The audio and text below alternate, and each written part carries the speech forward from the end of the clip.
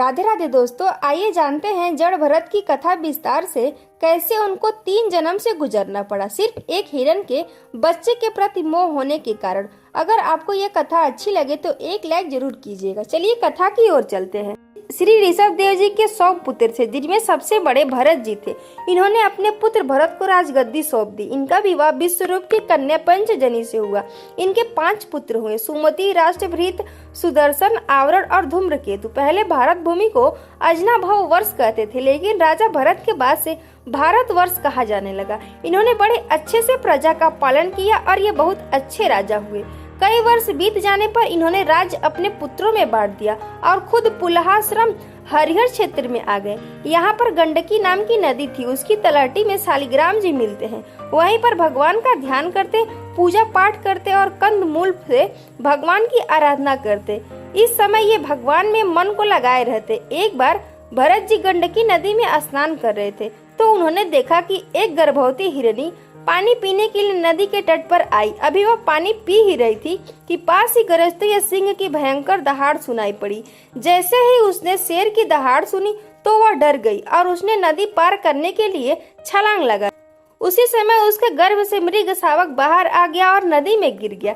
हिरनी ने भी नदी पार की, लेकिन डर से उसने प्राण त्याग दिए। भरत जी ने देखा कि हिरनी का बच्चा नदी में बह रहा है। उन्हें बड़ी दया आई और कूदकर उस हिरण के बच्चे को बचा लिया और अपने आश्रम पर ले आए। वे बड़े प्यार से उस हिरनी के बच्चे का पालन करने लगे।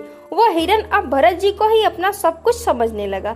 लेकिन भरत जी एक गलती कर बैठे। उनका मन भगवान की पूजा से हटकर उस हिरण के बच्चे में आसक्त हो गया।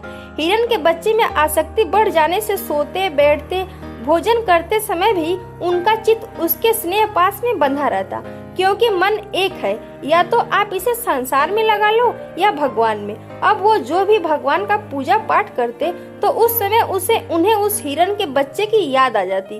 कहीं उसे कोई कुत्ता या कोई सियार या कोई भेड़िया न खा जाए। अगर भरत जी को वो दिखाई नहीं देता तो उनकी दशा ऐसे हो जाती कि किसी का सारा धन लूट गया हो। भरत जी को उसके रहने की, खाने की और सोने की चिंता लग।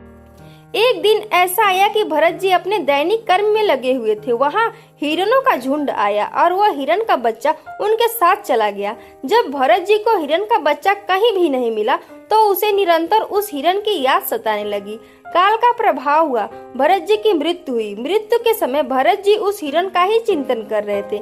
इस कारण उन्हें अगला जन्म कालिंजर पर्वत पर एक हिरनी के गर्भ से हुआ। भरत जी हिरण बन गए, लेकिन उन्हें अपने पूर्व जन्म की याद बनी हुई थी, क्योंकि वह पूर्व जन्म में इतना भजन कर चुके थे। हिरण बनकर भरत जी सोच रहे थे कि पिछले जन्म में मैंने कितनी बड़ी भूल कर दी। अपने सब परिवार को छोड़कर मैं भगवान का भजन करने के लिए वन में आया था, लेकिन मैं उस हिरण में इतना आसक्त हो गया कि मुझे हिरण की योनि प्राप्त हो गई। एक दिन उन्होंने अपनी माता मृगु को त्याग दिया और अपनी जन्मभूमि कालंजर पर्वत से वे फिर शांत स्वभाव मुनियों के प्रति उसी शालग्राम तीर्थ में, जो भगवान का क्षेत्र है, पुलस्त्य और पुलह ऋषि के आश्रम पर चले आए। वहां रहकर भी वे काल की ही प्रतीक्षा करने लगे। जैसा रूखा सूखा मिल जाता वे खा लेते। अंत में उन्होंने अपने शरीर का आधा भाग गंडकी के जल में डुबाए रखकर उस मृग शरीर को छोड़ दिया। भरत जी का तीसरा जन्म। भरत जी का अगला जन्म आंगिरस गोत्र के घर हुआ। ये बड़े ही श्रेष्ठ ब्राह्मण थे। इनकी बड़ी स्त्री से इनके 9 पुत्र हुए और छोटी पत्नी से एक ही साथ एक पुत्र और एक कन्या का जन्म हुआ। इस जन्म में भी भगवान की कृपा से इन्हें अपने पूर्व जन्म का स्मरण बना हुआ था। पिता पुरोहित कार्य में थे तो सोचा अपने छोटे पुत्र को ही पुरोहित कर्म सिखाऊंगा। इधर भरत जी ने सोचा एक जन्म के बिगड़ने से मुझे 3 जन्म लेना पड़ा, इसीलिए अब वह गलती हम दोबारा नहीं करेंगे। पिता इन्हें वेद शास्त्र सिखाते, लेकिन ये जानबूझकर सीखते नहीं थे, क्योंकि अगर मैंने ये सब सीख लिए तो मुझे कर्म कांड करने पड़ेंगे और मैं फिर संसार में फंस जाऊंगा। इन्होंने जानबूझकर एक मंत्र भी याद नहीं किया। कोई कह भी नहीं सकता था कि वह वही ज्ञानी है जो सब कुछ छोड़कर भगवान के भजन के लिए वन में गए थे। वे पृथ्वी पर ही पड़े रहते, कभी तेल उपडन नहीं लगाते और न ही कभी स्नान ही करते थे। इससे उनके शरीर पर मैल जम गई थी। लोग कहने लगे थे कि ये तो अधम ब्राह्मण है। इसी कारण इन्हें जड़ भरत कहा जाने लगा। इन पर सुख दुख का कोई प्रभाव नहीं था। गर्मी, सर्दी और वर्षा का भी कोई प्रभाव नहीं था।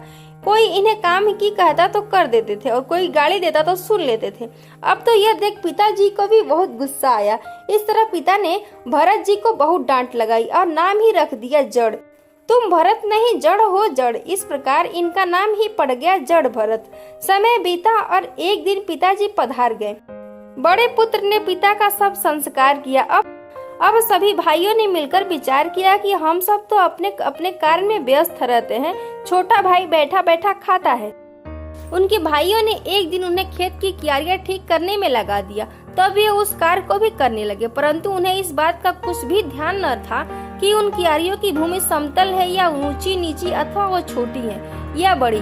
उनके भाई उन्हें चावल की कनी, खली, भूसे, भुने हुए उड़द अथवा बर्तनों में लगी हुई जले अन्न की खुरचन जो कुछ भी दे देते, उसी को वे अमृत के समान खा लेते थे। आगे की कथा जानने के लिए हमारे चैनल पर बने रहें। मिलते हैं फिर से जड़ भरत की कथा लेकर अन्य वीडियो में। तब तक के लिए जय सीताराम।